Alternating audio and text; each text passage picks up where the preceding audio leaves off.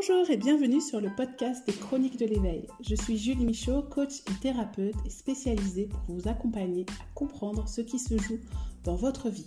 Pourquoi vous êtes en réaction, pourquoi vous ressentez ces émotions, vous apprendre à vous détacher du personnage principal pour enfin vous amuser à jouer les rôles de votre vie. Découvrez mes prestations sur le site www.juliemichaud.com ou plus de contenu gratuit sur l'éveil sur la page des réseaux sociaux Les Chroniques de l'éveil.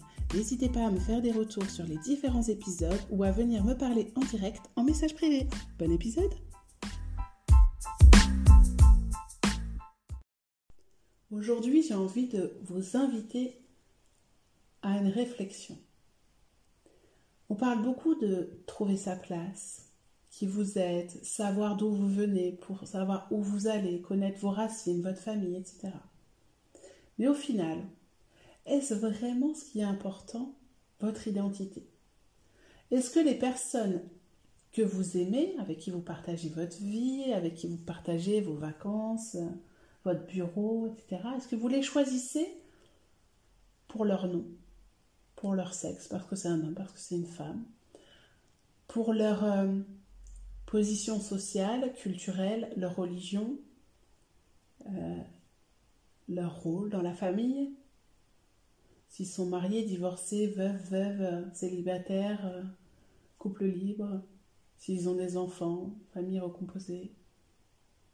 Non, vous ne choisissez pas les gens par rapport à leur identité. Vous n'aimez pas les gens parce qu'ils ont vécu à l'étranger, parce qu'ils sont nés en Normandie, parce qu'ils cultivent leurs fruits dans le potager. C'est pas juste ça, le critère. C'est un ensemble de critères. C'est tout ce qui les compose. C'est justement parce que, oui, ils ont voyagé, ils ont une ouverture sur le monde. Donc, c'est leur ouverture de cœur qui va vous plaire. Quand vous allez chez un commerçant, vous ne le connaissez pas forcément, mais c'est l'ambiance de son magasin qui fait que vous avez envie d'y retourner, au-delà du prix. C'est l'échange que vous allez avoir la personne. Son regard, son sourire, parce que ça va nourrir quelque chose en vous. Ou à l'inverse, vous n'allez pas aller quelque part parce que vous ne supportez pas l'ambiance de ce magasin, l'attitude des salariés du magasin, etc. Donc, pourquoi est-ce que vous identifiez au personnage que vous êtes créé dans cette vie, à toutes ces étiquettes qu'on vous a collées, à ce que vous croyez que vous devez être dans votre couple, dans votre famille, dans votre vie professionnelle? Alors, je dois aller à ce repas de famille parce que sinon on ne va plus m'aimer, on va m'abandonner, on va me critiquer, on va me juger. Je dois faire ce métier parce que sinon mes parents, ils vont me dévaloriser, ils vont tout le temps me dire que j'ai pas de carrière, j'ai pas de vie, je vais pas exister à leurs yeux. Je dois avoir des enfants. Dans ma famille, on a tous des enfants, c'est important d'avoir des enfants. Il faut que je sois propriétaire. Ah, l'argent, il faut absolument l'investir dans l'immobilier. Au moins, quand j'aurai fini mon crédit, j'aurai quelque chose à moi. Je pourrai le transmettre à mes enfants. Ah bah oui, on m'a toujours dit ça. Et du coup, vous allez vous obliger des choses. Ça, plus ce que vous avez vécu. Et donc, du coup, tous ces traumatismes que vous avez eus, ces blessures, qui fait que votre cerveau, boum, il se met en alerte. Dès qu'il y a une situation qui lui rappelle ce danger. Attention, danger. Attention, danger. Par rapport à ce que vous avez vécu dans un couple, si vous avez été trahi, vous allez avoir du mal à refaire confiance. Donc, vous allez focaliser sur toutes les preuves que l'autre est en train de vous tromper. Et vous allez vous faire des films. Vous allez vous inventer des histoires. Votre cerveau est très très fort. Le cerveau, il est fait pour analyser, pour dramatiser tout. Vous allez devenir parent. Pareil. Vous allez chercher sur les réseaux sociaux, sur Internet, dans les livres, comment être un bon parent. Oh, je dois faire ça. Ah oui, j'ai vu qu'il faut faire ça aussi. Oh là là, mais l'autre, elle fait ça. Moi, j'ai pas réussi, hein. Oh, j'ai pas réussi à pas crier sur mon enfant, là. Je veux être un parent bienveillant, mais je veux qu'il ait un cadre. Mais je veux pas crier. Oh, mais j'ai crié. Et je culpabilise. Je culpabilise parce qu'en fait, mon enfant, il a osé être dans l'opposition. Mon enfant, il ne dit pas bonjour. Mon enfant m'a fait une crise de colère l'autre jour dans le magasin. Je croyais que ça m'arriverait jamais à moi. Qu'est-ce que je fais de mal? Et en fait, on passe notre temps à analyser, analyser. Et pourquoi j'ai mal fait? Qu'est-ce que j'ai dit? Pourquoi lui réagit comme ça avec moi? Pourquoi il me rejette? Pourquoi ils veulent pas que je vienne, moi, à leur soirée? Pourquoi je suis pas invitée? Pourquoi moi, j'ai jamais le droit à l'augmentation et à la prime par rapport aux autres? Pourquoi je suis pas aimée? De toute façon, je suis pas digne d'être aimée. Hein. Vu mon physique, je suis pas intéressante. J'ai pas fait d'études. Je suis pas intelligente. Oh, et puis je me fais tout le temps avoir. À chaque fois que j'achète quelque chose, vous pouvez être sûr qu'il va y avoir un problème. Et voilà, dans notre quotidien, on vit en nourrissant tout ça, ces croyances. Et puis on se dit, bon, alors quand je vais chez mes parents, je dois me comporter comme ça parce qu'ils attendent ça de moi. Et puis je sais, quand je réagis comme ça, hop, j'ai leur adhésion, ils vont me laisser tranquille, ils vont pas me juger, ou je vais me sentir aimée, je vais me sentir valorisée, je vais me sentir utile dans mon couple. Alors l'autre, il doit m'apporter l'amour, la tendresse, de répondre à mes besoins. Pourquoi là, il n'a pas senti que j'étais mal? Et ainsi de suite, et ainsi de suite, et ainsi de suite. Faut que je sois parfaite dans mon travail, dans ma famille. Oh là là, de toute façon, la charge mentale, hein, on en parle partout. Je suis comme les autres, j'ai de la charge mentale. Oh là là là là là. Ah, puis, vous avez vu là? C'est encore les hommes qui sont en train de boire le café pendant que les femmes font la vaisselle. Et en fait, à chaque fois, on continue à nourrir ces croyances. Puis, on s'abonne sur les réseaux sociaux à des comptes qui sont dans les mêmes convictions que nous. Et donc, du coup, on va continuer à alimenter ça. Et donc, quand on va se connecter aux réseaux sociaux, waouh, quand on éteint le téléphone, ça y est, là, on est remonté, on est à fond. Toutes ces personnes qui ne respectent pas la planète, c'est impensable. Quand je dis tout ça, je n'émets pas de jugement. Je dis juste qu'on est tout le temps en réaction par rapport à nos croyances et que ça vient nous envahir. Il y a des choses qui vont prendre plus de place que d'autres, qui vont nous toucher, alors qu'elles ne vont pas toucher les autres. Forcément, on a chacun notre histoire, nos expériences, nos blessures émotionnelles et nos mémoires familiales. Ce qui fait que parfois on réagit à des choses d'un coup, alors qu'en réalité, à l'intérieur de nous, ça n'a aucun impact. Mais par habitude, on nous a dit que ça, c'était pas normal, ça ne se fait pas. Donc, on réagit comme ça, avec nos enfants, avec notre conjoint. Ah oui, on a regardé tellement de séries, tellement de films qui nous disent qu'un homme est censé se comporter comme ça, que forcément, quand il ne se comporte pas de cette façon-là, et bah, du coup, forcément, il n'est pas bien. Il y a un problème. Et donc, ah oui, il y a un problème dans notre couple. Comment on le résout? On va chercher toutes les solutions. Après, une fois que c'est réglé, ah bah, c'est les enfants. Mon enfant a un comportement qui n'est pas normal. Qu'est-ce que j'ai fait de mal? Est-ce que c'est moi? Est-ce que c'est mon enfant? On va encore chercher toutes les solutions. Puis une fois que c'est réglé, bah, c'est le travail. Oh, mon collègue, c'est pas possible. Hein. Mon patron me harcèle, de toute façon, comme ma faute, j'ai pas encore fait les choses assez bien. Et ainsi de suite. On va toujours chercher un problème à régler, on va se focaliser dessus. On va plus voir ce qu'il y a autour. Ce qui nous nourrit, ce qui nous fait du bien. On va se plaindre, on va se mettre dans un comportement de victime. On va nourrir tout le temps des regrets. Ah, si j'avais fait ça. Mais pourquoi j'ai fait ça? Bah, de toute façon, c'est parce que je suis comme ça. Et donc, on est dans une impasse. Parce que, au final, on ne sait pas s'observer. On ne sait pas ce qui nous fait du bien. Et on cultive ça, parce que c'est bien, on est tout le temps en train de se plaindre. Surtout en France, on aime bien. On n'aime pas le changement, on veut que ça change, mais on n'aime pas le changement. Et on aime bien se plaindre. Parce que comme ça, les autres font attention à nous. On va chercher à l'extérieur ce qu'on n'est pas capable de se donner à soi-même. Mais si on inversait un petit peu la posture, si on se disait, si vous disiez, je suis responsable de ma vie, je suis responsable de savoir si telle ou telle situation qui est neutre, elle me fait souffrir. Vous voyez bien que chacun réagit différemment par rapport à son vécu. Il y a des gens qui vont prendre des situations comme une trahison, une injustice, puis il y a des gens qui ne vont pas comprendre pourquoi ça vous fait réagir. Eh bien, si vous prenez le temps de vous observer, encore mieux, si c'est possible, d'écrire dans un carnet. Aujourd'hui, j'ai réagi à ça. Ça s'est traduit comme ça dans mon corps. J'ai eu mal là. J'ai senti que ça se bloquait dans ma gorge. Bon, qu'est-ce que je peux faire pour que ça aille mieux? Pour me détendre. Moi, je sais que la respiration, ça me fait du bien. Un autre va dire, moi, c'est d'aller courir. Une autre va me dire, moi, c'est de cuisiner. L'autre va me dire, c'est de dessiner. Hop, vous l'écrivez. Chacun a des solutions miracles, magiques, qui va le soigner, qui va le soulager, qui va l'apaiser. Donc, si vous prenez l'habitude d'écrire régulièrement, c'est pas d'écrire votre journée. Aujourd'hui, je me suis levée à 7 heures, j'ai mangé 3 croissants, j'ai rencontré Ginette, je suis allée déjeuner avec Martine. Non, c'est aujourd'hui, quand Jean-Claude m'a dit ça au bureau, ça m'a mise hors de moi. J'ai senti dans mon corps, transpiration, dégoût, j'avais envie de vomir. Après, j'avais envie de partir en courant, tellement j'étais mal.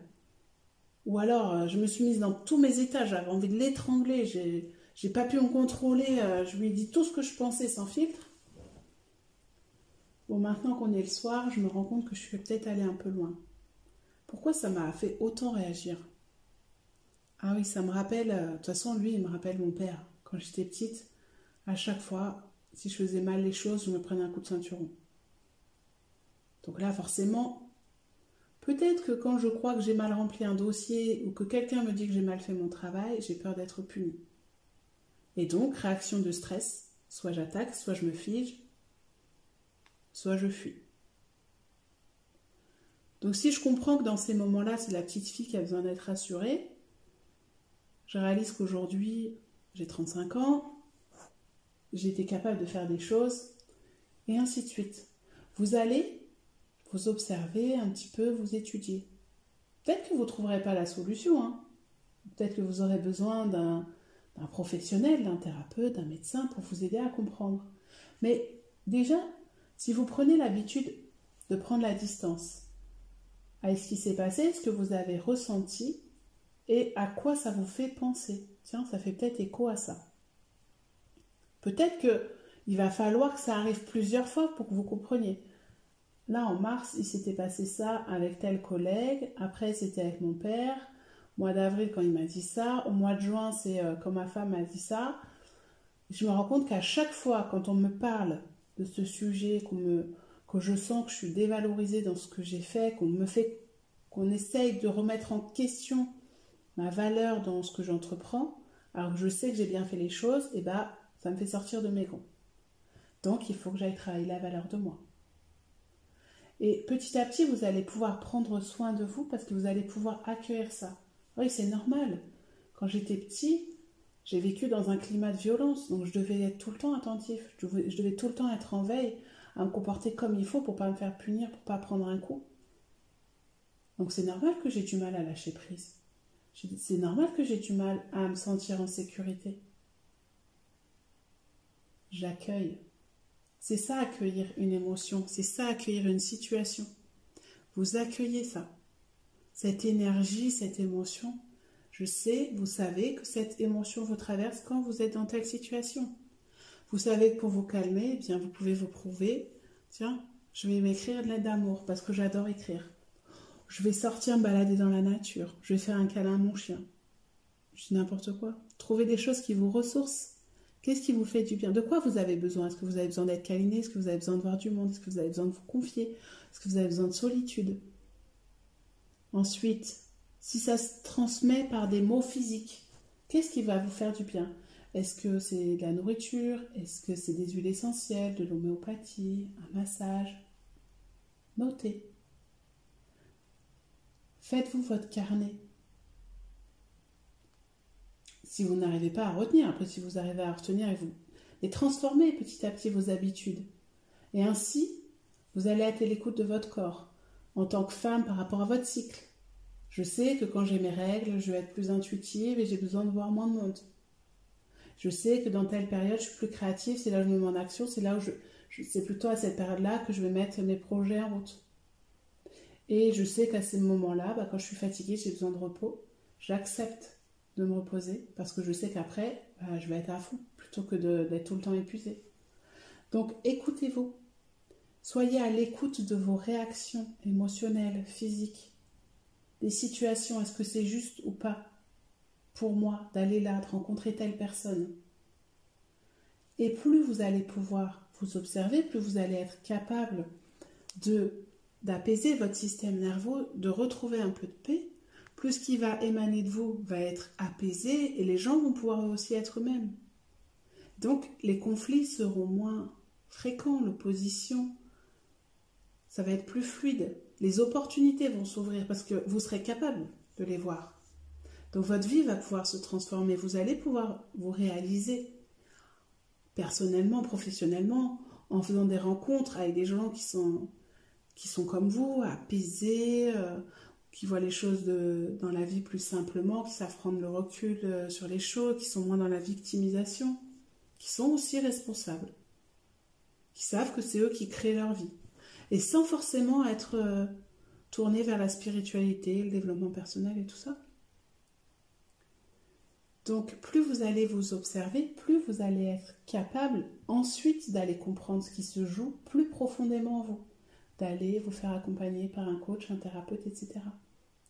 Mais déjà à la base, écoutez-vous, observez-vous, prenez soin de vous, parce que vous allez montrer l'exemple à vos enfants, aux gens autour de vous, qui vont avoir envie de faire pareil. Si chacun prenait soin de lui, soignait un peu plus ses blessures, les accueillait, peut-être qu'il y aurait un peu moins de conflits, un peu moins de guerres. On serait peut-être plus à l'écoute des uns des autres. On pourrait plus vivre en solidarité. Nous sommes des générations où on pense que penser à soi, c'est égoïste, il faut être tourné vers les autres, mais en même temps, on a du mal à vivre avec les autres. Surtout après ces 2 années où on a été contraint d'être enfermé avec soi-même, on s'est un peu fermé aux autres. Et donc, du coup, il y a encore plus de haine, encore plus de malentendus, encore plus de conflits. Donc, si vous voulez vous déjà, à votre échelle, que dans votre vie, ça soit plus simple et plus fluide, observez-vous, acceptez qui vous êtes et allez plutôt à la recherche de ce que vous êtes en termes d'énergie. Est-ce que vous êtes la douceur? Est-ce que vous êtes la force? Est-ce que vous êtes l'humour? Est-ce que vous êtes l'excitation? J'en sais rien, moi. Qu'est-ce qui vous caractérise? Qu'est-ce qui vous fait vibrer? Dans quoi vous réalisez? Et en fonction de ça, vous allez choisir et pouvoir mettre en place des projets, créer, construire des choses qui sont en lien avec la douceur, avec la force, avec l'excitation, avec la prise de risque, avec l'humour. Oui, si vous êtes quelqu'un de drôle, si la joie est importante pour vous, eh bien vous savez que vous allez vous ressourcer en regardant des vidéos qui vous font rire, allez assister à des spectacles qui vous font rire, vous allez mettre beaucoup plus de jeux dans votre vie et vous allez trouver en face de vous des gens qui répondent à ça. Si votre énergie, c'est l'amour des autres, d'être au service des autres, eh bien vous allez trouver des activités, vous allez pouvoir faire ça, vous allez être comme ça dans votre famille, vous allez vivre avec des gens qui sont prêts à recevoir aussi cet amour. Et ça sera fait d'une façon bienveillante et pas en essayant de sauver les autres.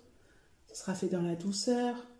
Et tout ce que vous allez faire et mettre en place va correspondre à ces énergies qui vous représentent. Et non plus à cette identité, ce que vos parents auraient aimé que vous soyez. Et vous allez pouvoir accompagner vos enfants, vos neveux, vos nièces, vos petits-enfants, eux aussi, à être qui ils sont, dans leurs énergies, dans leur bienveillance, dans tout ça. Et pas à croire qu'ils doivent répondre à des injonctions de la société et être la petite fille parfaite, le petit-fils sportif, j'en sais rien. Il y a tellement de personnalité, de tempérament, de fonctionnement. Et c'est ça la magie de la vie. Parce que nous grandissons en nous confrontant aux autres, en vivant avec les autres. C'est ça qui nous fait grandir. Donc pour être capable de vivre avec les autres, il faut être capable de vivre avec soi-même. Donc aujourd'hui, si vous vivez une période compliquée d'un point de vue émotionnel, revenez à l'essentiel, n'allez plus ressasser. Si vous êtes dans une rupture amoureuse ou un conflit de couple, n'allez pas chercher le pourquoi, du comment je dois me comporter, etc. Non, revenez à l'essentiel. Qu'est-ce qui me fait vraiment du bien? Comment je me sens bien? Qu'est-ce qui me nourrit? Ok. Moi, j'ai besoin d'amour, j'ai besoin de confiance, j'ai besoin de respect. Est-ce que je l'ai dans ma relation? Oui ou non? Est-ce que l'autre personne est capable de me donner ça? Est-ce que je suis capable de lui exprimer que ce sont mes besoins? Est-ce que je suis capable d'entendre les siens aussi? Est-ce qu'on est encore en harmonie par rapport à ça? Est-ce qu'on peut avancer encore ensemble ou est-ce que c'est mieux que nos chemins se séparent pour que nous puissions vivre ça avec quelqu'un d'autre qui est prêt à nous le donner et le partager avec nous?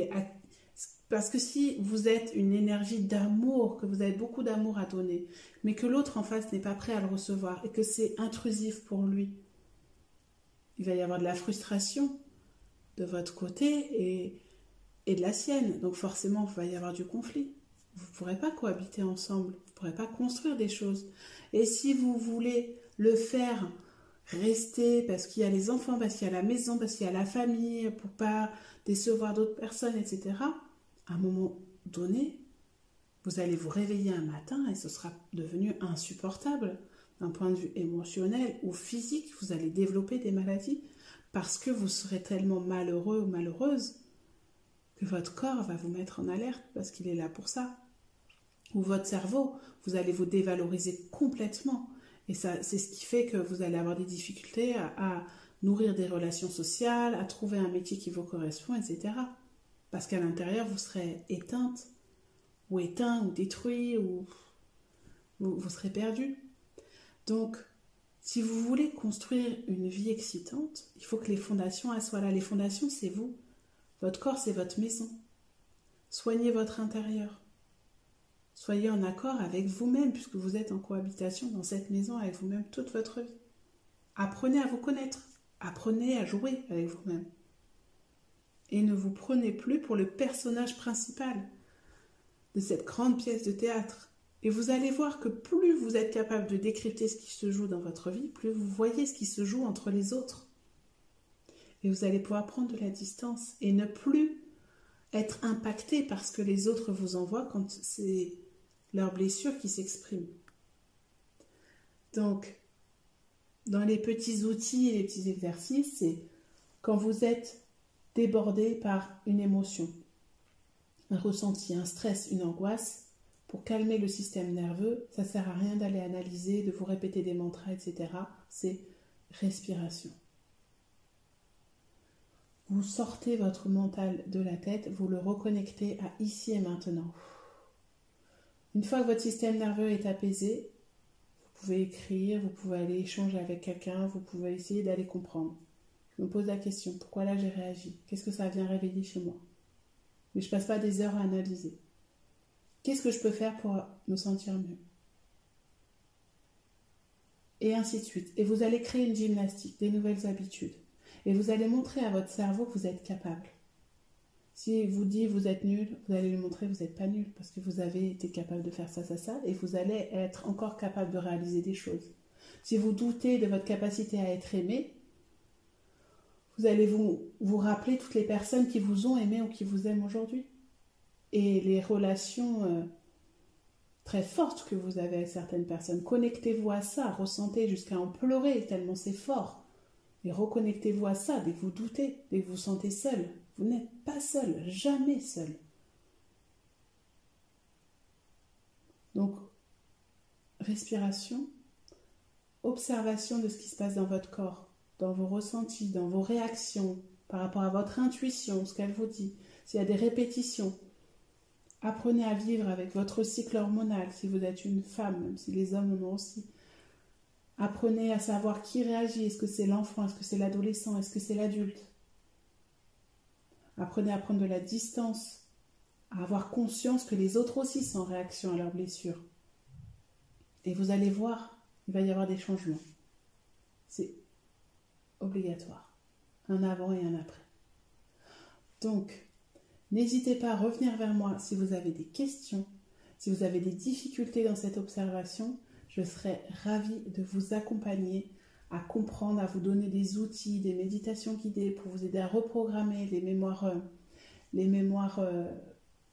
familiales, transgénérationnelles que vous pouvez porter, qui ne vous appartiennent pas. Comprendre, décrypter ce qui se joue. Tiens, quand j'ai telle angoisse, qu'est-ce que ça vient me dire? c'est mon rôle de vous accompagner à comprendre tout ça.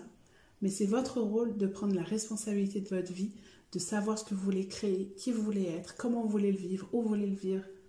C'est vous qui avez les cartes en main. Amusez-vous. La vie est un jeu, même si c'est compliqué, même si en ce moment vous souffrez. Revenez en arrière, repensez à des expériences que vous avez vécues qui étaient peut-être traumatisantes, mais à chaque fois, vous en avez retiré quelque chose. Ça a développé quelque chose en vous. Même s'il y a cette cicatrice, vous savez que ce que vous considérez comme un échec ou une erreur était une expérience. Aujourd'hui, vous vivez une expérience supplémentaire qui est peut-être en train de vous inviter à vous reconnecter à qui vous êtes, ce que vous êtes, ce que vous voulez. C'est pas la peine de continuer à subir votre vie pour le jour de votre mort vous dire « j'ai des regrets ». Vous pouvez avoir des remords, vous dire « j'aurais aimé que les choses se passent autrement ». Mais chacun est responsable de sa vie. Donc vous êtes responsable de votre partie, mais laissez aussi la responsabilité de leur vie aux autres. Prenez bien soin de vous et je vous dis à très bientôt pour un nouvel épisode.